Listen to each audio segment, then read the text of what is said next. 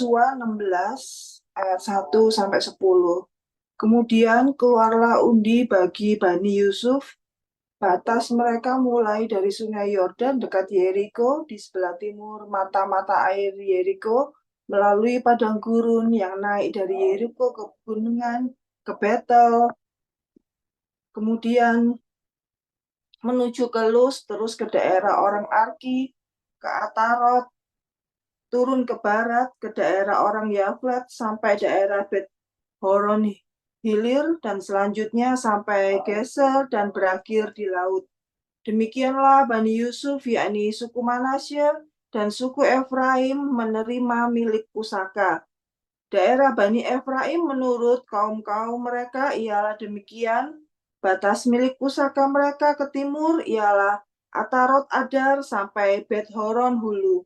Ke barat batas itu keluar di sebelah utara Mikametat, kemudian batas itu membelok ke timur ke Tanat Silo, dan dari sana terus sampai ke sebelah timur Yanoah. Turun dari Yanoah ke Atarot dan Naharat, menyinggung daerah Yeriko dan keluar ke sungai Yordan. Dari Tapua, batas itu terus ke barat, ke sungai Kana, dan berakhir ke laut. Itulah milik pusaka suku Bani Efraim menurut kaum-kaum mereka. Selanjutnya, bagi Bani Efraim ditentukan kota-kota terpisah di tengah-tengah milik pusaka Bani Manasye. Segala kota itu dengan desa-desanya. Tetapi orang Kanaan yang diam di Geser tidaklah dihalau mereka. Jadi orang Kanaan itu masih tetap tinggal di tengah-tengah suku Efraim sampai sekarang, tetapi menjadi budak Rodi. Yosua 17 ayat 1 sampai 18. Bagian undian yang ditentukan bagi suku Manasye, sebab dialah anak sulung Yusuf, ialah demikian. Kepada Makhir, anak sulung Manasye, bapa Gilead, telah diberikan Gilead dan Basan, karena ia seorang tentara. Jadi bagian itulah yang ditentukan bagi anak-anak Manasye yang lain, menurut kaum-kaum mereka, yakni Bani Abiezer, Bani Helek, Bani Asril, Bani Sekem, Bani Hefer, dan Bani Semida. Itulah keturunan yang laki-laki dari Manasye bin Yusuf, menurut kaum-kaum mereka. Tetapi Jelafehat bin Hefer bin Gilead bin Makhir bin Manasye tidak mempunyai anak laki-laki, tetapi hanya anak perempuan.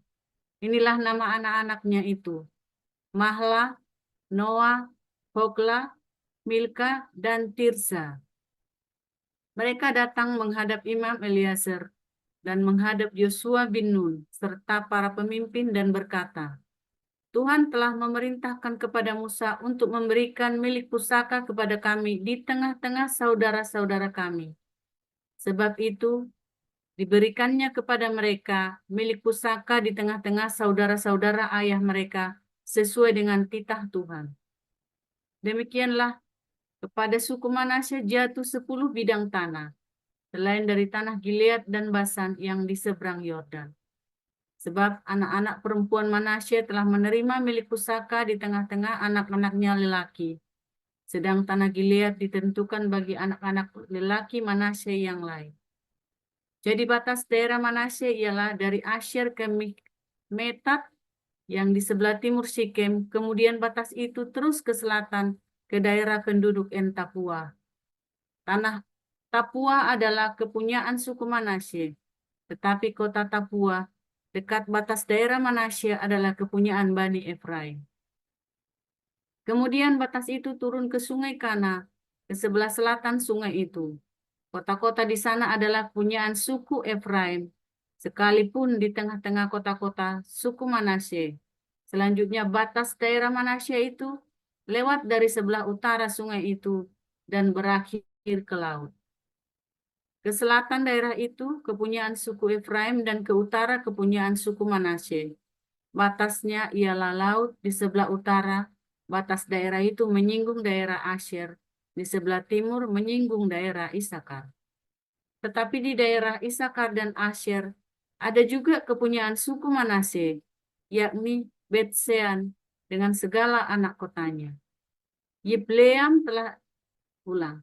Yibleam dengan segala anak kotanya, penduduk Dor dengan segala anak kotanya, penduduk Endor dengan segala anak kotanya, penduduk Taanak dengan segala anak kotanya, dan penduduk Megido dengan segala anak kotanya, yakni ketiga daerah bukit itu.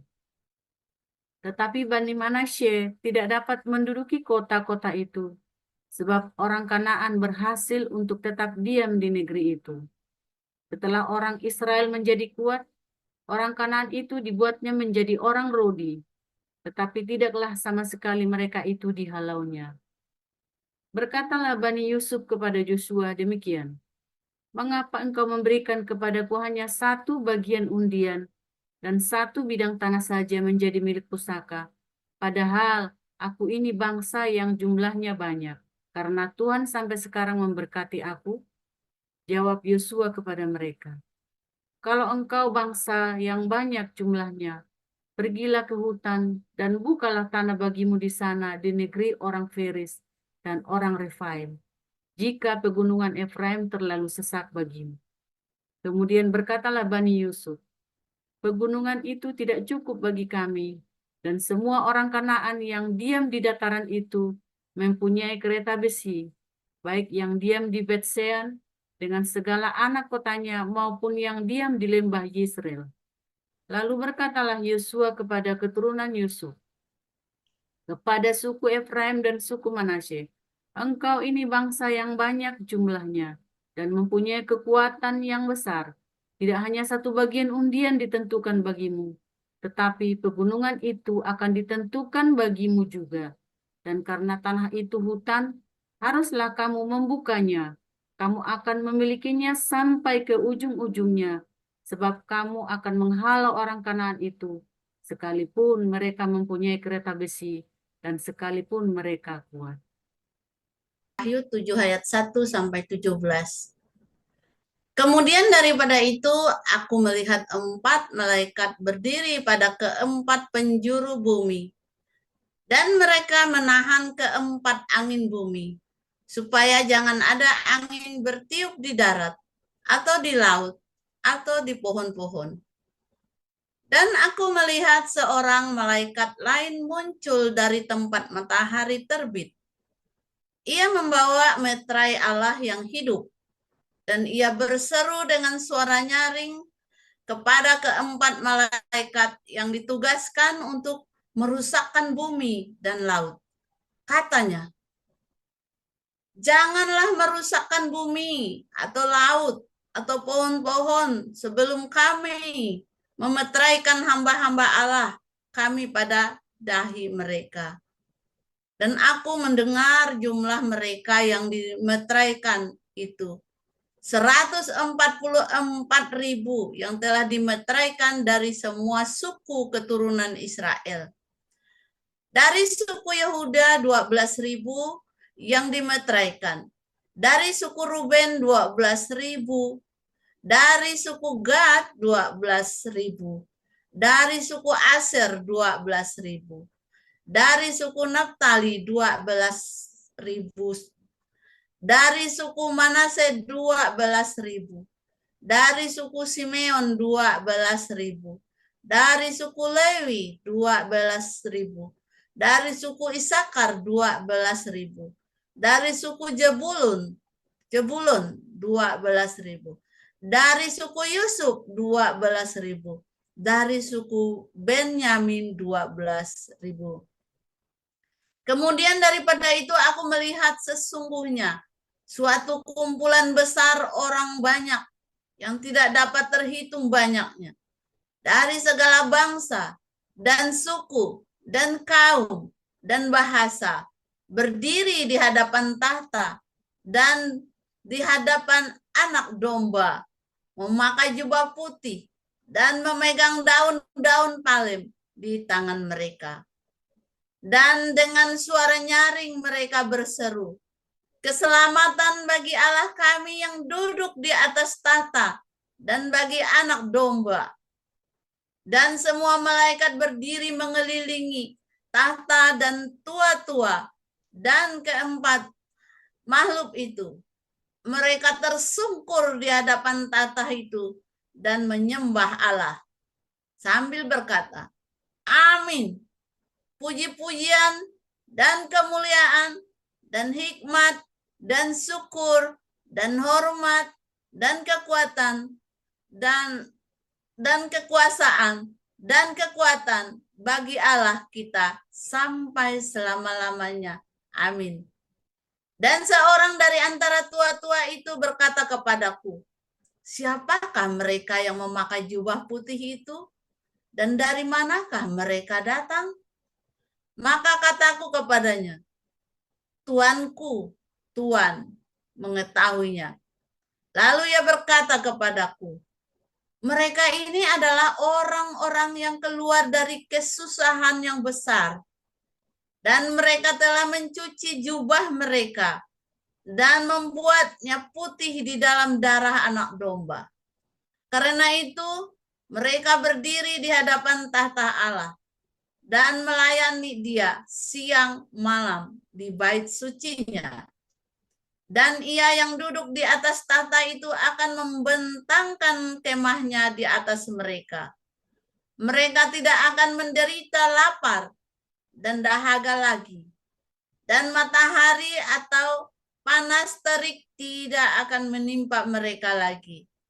Sebab anak domba yang di tengah-tengah tahta itu akan mengembalakan mereka dan akan menuntun mereka ke mata air kehidupan. Dan Allah akan menghapus segala air mata dari mata mereka. Haleluya, firman Tuhan selalu baru setiap hari. Ketika kita menantikan Tuhan dengan penuh cinta, dengan penuh harapan, konsisten, teguh sampai akhir, saudara. Jangan goyah, jangan goyang. Kalau kamu goyang, resiko tanggung sendiri, ya. Karena ketika kita Yesus dan Anda sedang di dalam topan badai hidupmu, kamu itu seperti berjalan di atas air loh, kayak terus itu loh. Begitu imanmu goyang, kamu tenggelam, saudara.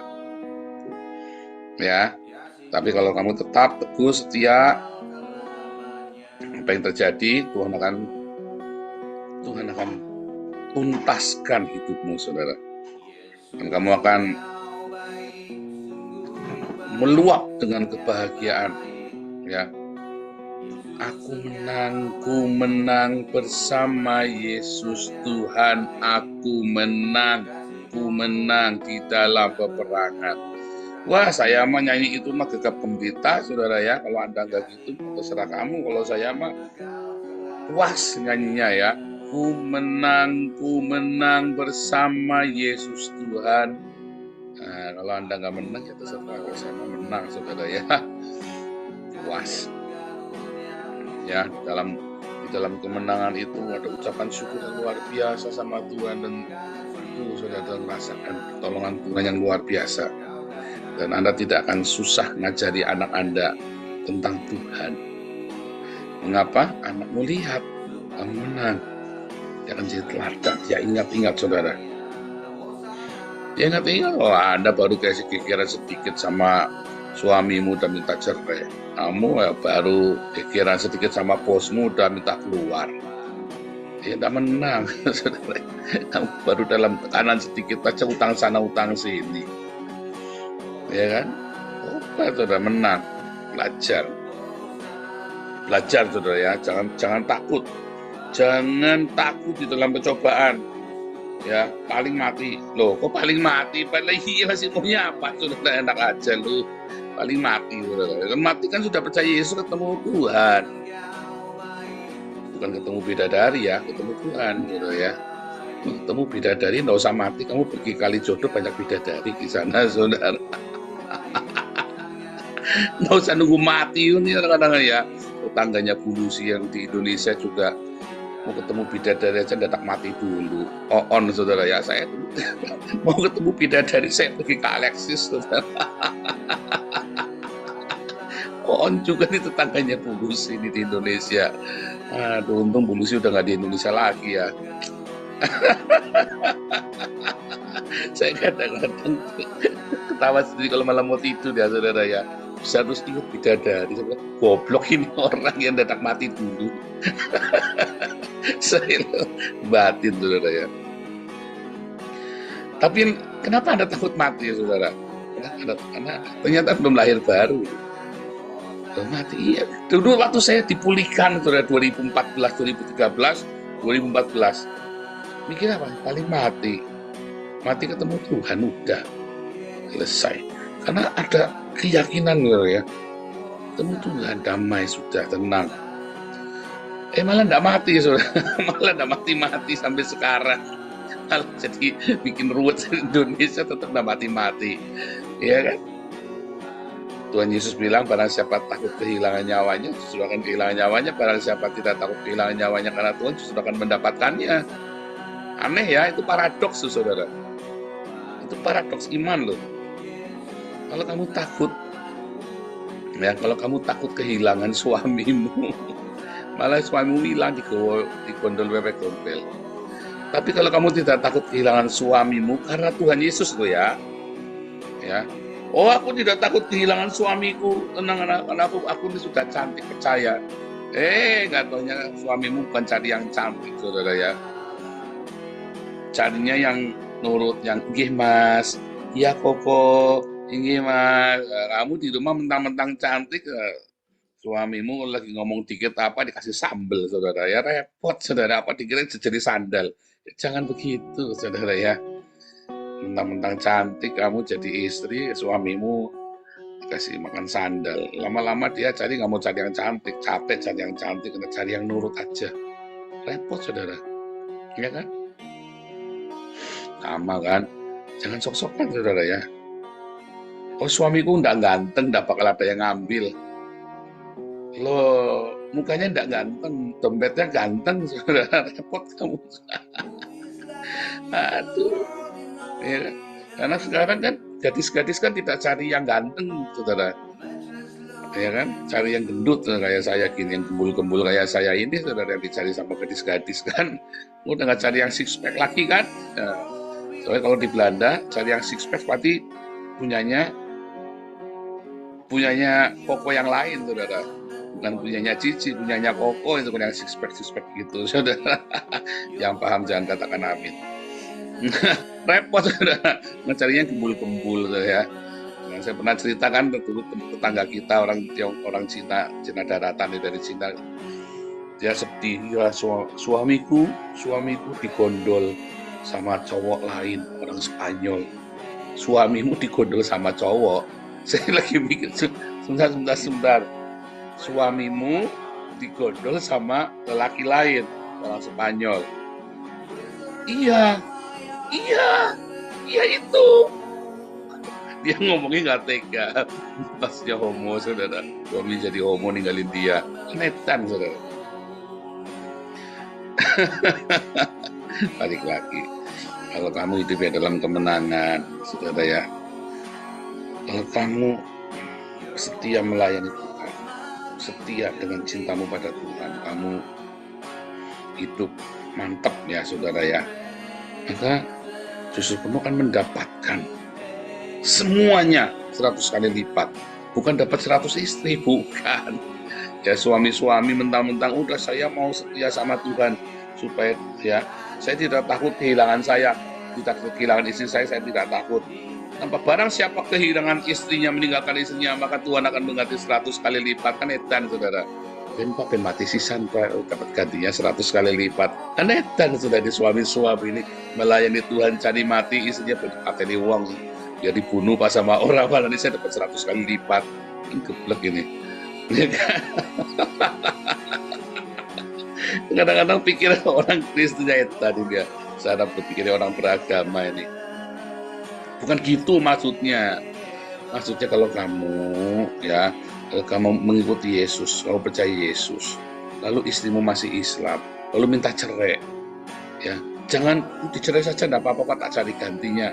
Kadang-kadang ya, saya pernah ya baptis orang ini, gara-gara apa saudara, dia pengen cerai sama suaminya, jadi sengaja dia pasang badan, dibaptis, supaya dia dicerai beneran sama suaminya. Kurang ajar. Saya mau tangga baptis dia pun saya nggak bisa menghakimi orang lain. Tapi begitu saya selesai membaptis, saya langsung ngerti ini orang itu memang sengaja dibaptis ya supaya dia dicerai sama suaminya. Ini memang dia lagi cari ruwet ini sama suaminya. Ada deh saudara ya, orang mau dibaptis motifnya macam-macam ya. Tapi kan kita nggak bisa menghakimi. Nah tadi juga saudara. Jadi apa yang harus yang dimaksud ya kalau kamu apa kehilangan apa yang kamu tinggalkan, ibumu, bapakmu, istrimu, suamimu, anak-anakmu, ya kamu akan mendapatkan 100 kali. Ya, sawahnya, ya kan, ladangnya, ya, ternaknya, kamu akan mendapat 100 kali. Maksudnya adalah kepuasannya itu. Kata 100 kali itu kata hekaton. Ya, hekaton itu terbatas. Ya, hekaton ya, infinite. Artinya kamu terbatas, saudara. Kamu kan mendapat kepuasan yang lebih. Kebahagiaan apa bersama dengan suamimu? Kamu kan dapat yang lebih, saudara. Barang siapa membenci, ya maka membenci ibu bapaknya, istrinya, suaminya, anak-anaknya. Maksudnya kamu jangan lagi cinta itu lagi cinta yang fana. Cintamu itu harus cintanya Tuhan Yesus. Kasihilah. Ya, musuh dari semua orang adalah seisi rumahnya. Tetapi kasihilah musuhmu, kata Tuhan Yesus ya. Itu 2 ayat jadi 1, jangan bingung ya. Saudara, ada kejahatan ya, suku Dan. Ya, suku Dan itu ya pernah bikin satu pelanggaran besar, saudara ya. Itu dalam masalah penyembahan berhala, saudara ya. Suku Dan ini terkenal sekali penyembah berhala yang luar biasa. Sehingga nanti di akhir zaman suku Dan itu tidak akan dikumpulkan tidak akan dikumpulkan bersama dengan suku Israel yang hilang lainnya, saudara ya. Tetapi suku Yusuf ada 2, Efraim dan Manasye. Efraim ini disebutnya Yusuf. Kalau tadi Anda baca dalam Wahyu 7 itu, Yusuf yang dimaksud adalah Efraim. Karena Efraim sering disebut nama Yusuf. Lalu ada Manasye ya. Efraim dan Manasye. Efraim itu sering disebut dengan Yusuf. Makanya Anda tadi 12 suku Israel, 144.000 orang kudus, Anda tidak akan menemukan suku Efraim, tapi Anda menemukannya Yusuf dan Manasye. Ya, karena Yusuf adalah Efraim. Dan Anda tidak akan menemukan suku Dan, karena suku Dan itu pernah bikin penyembahan berhala yang luar biasa jahatnya, saudara. Penyembahan berhala ya. Saudara, apapun kondisimu hari ini, saudara ya, jangan sampai Anda pergi ke paranormal. Jangan sampai Anda pergi tanya dukun ya, saudara ya. Jangan sampai kamu terus mencari pertolongan dari yang bukan dari Tuhan Yesus. Ya. Sebab apapun yang kamu lakukan akan nagih, saudara. Enggak akan membuat kamu lepas. Ya, tetapi akan ditagih kamu. Karena kamu mencari pertolongan itu. Saya ngalami, saudara ya. Saya kan dari keluarga paranormal. Waktu kita habis-habisan itu sudah pendeta loh, saudara ya. Kemudian saya bilang, pokoknya saya nggak mau kalah. Saya nggak mau kalah. Kemudian saya bilang ya sama adik papi saya juga paranormal ya. Itu terkenal ya. Lalu menteri-menteri datang sama dia. Serius ya, menteri-menteri datang sama dia. Terus bilang, cek, saya nggak mau kalah. Ya sudah, kamu pergi ke sana. Terus saya pergi, saudara ya, pergi ke sebuah telaga di sebuah kota ya. Mungkin saya juga tahu tempat itu ya. Saya baru ingat, oh iya ini tempat ini memang. Terus saya naik mobil jam 2 pagi, saudara ya. Saya berangkat dari rumah ya, sampai sana jam 2 pagi. Saya berangkat dari rumah jam setengah 12. Saya setir mobil. Saya begitu di depan telaga itu, saudara, saya muter, saya lewatin di bawah pohon beringin besar itu ya, tempat parkir itu. Begitu saya mau parkir, tiba-tiba ada suara audible, saudara. Kalau kamu masuk ke telaga itu, maka baptisanmu itu hilang, tidak berguna lagi. Suaranya audible ya, saudara, saya sampai kaget. Nah, terus, wah merinding, saya takut, saudara ya. Saya tengok-tengok, kenapa suaranya bisa kedengeran begitu ya. Akhirnya saya langsung jalan lagi. Waduh, saya bilang kejadi. Terus besoknya itu si om saya tuh adiknya papi nelpon, kenapa anda jadi ke sana? Aku dengar suara, katanya kalau kamu masuk sana nanti baptisanku nanti gugur. Oh itu godaan itu, harusnya kamu nggak usah dengerin. Kamu masuk, nanti pasti kamu menang lawan musuh-musuhnya kamu. Saya bilang, nggak tahu lah, nggak berani, soalnya sudah suaranya kedengaran sekali. Katanya nanti saya baptisannya nanti nggak berguna lagi selamanya. Terus saya pernah, karena saya dengan istri beda 3 tahun, Jiong, ya orang Cina bilang Jiong. Maka saya sama istri, ya kita pergi ya, ada pernah ke kelenteng itu ya, saya pergi ke kelenteng, kita ngobrol-ngobrol, itu ada sana ada orang saktinya lah di sana ya. Oh kamu nih harusnya begini di Ciswa. Ciswa itu diberkati lagi saudara ya, diberkati lagi di kelenteng. Terus oke, saya kasih buat semua upacaranya ya saudara, 750.000 rupiah waktu itu ya. Terus dia kasih 500.000 tapi saya kasih 750 ya. Terus saya beli baju baru, semua selesai syaratnya. Besoknya saya mau ke kelenteng, malamnya saya ngimpi saudara. Saya ngimpi, saya lagi maju ke pelaminan dengan istri saya, tapi pelaminan yang najis saudara ya. Pokoknya dalam itu saya nggak tahu najis seperti apa, pokoknya itu saya tahu itu pelaminan yang najis. Saya pergi ke pelaminan yang najis itu saya bangun. Dan di dalam pelaminan itu saya cuma melihat banyak sekali kelinci saudara. Kelinci itu simbol seks bebas yang luar biasa ya, playboy gitu loh saudara. Kelinci itu makanya simbolnya playboy kan kelinci kan, nah, tukang kawin itu tukang anak gitu ya. Nah lalu apa yang terjadi saudara? Saya nggak jadi saudara ya, karena saya melihat penajisan, saya nggak jadi saudara. Waduh, waktu itu saya belum dipulihkan ya, waktu itu sebelum 2013, sorry, itu masih 2012, masih 2012. Nah, terus, wah saya sudah sempat mau jadi Islam segala macam ya saudara, karena sakit kepahitan sekali sama gereja, kepahitan sama beberapa pendeta. Ya, tetapi, saudara, karena saya pernah lahir baru, ya, Roh Kudus ngomong, dan saya waktu itu nurut, saudara ya. Kenapa? Begitu sudah mau ngelangkah masuk ke kolam nggak jadi, ketika saya sudah bayar itu yang buat siswa pernikahan itu ya, saya sudah bayar, nggak jadi saudara. Untung saya nggak jadi. Nah, terus ada sahabat keluarga kami saudara ya, wah yang aneh-aneh sudah jalani. Sahabat keluarga kami itu benar-benar paranormal juga ya. Kita tuh hidupnya penuh dengan paranormal ya. Tapi saya juga paranormal soalnya. Terus dia kasih air, ini diminum airnya. Nah terus saya kan sudah melewati 2 tadi ya, siswa ada jadi, mau ke itu juga ada jadi, ke telaga juga ada jadi. Lalu tiba-tiba airnya di meja, saya bilang jangan. Saya bilang, saya sampai derdek gitu, jangan. Terus tak buang airnya di depan rumah saudara. Dan saya benar-benar habis bantu, kolaps habis-habisan.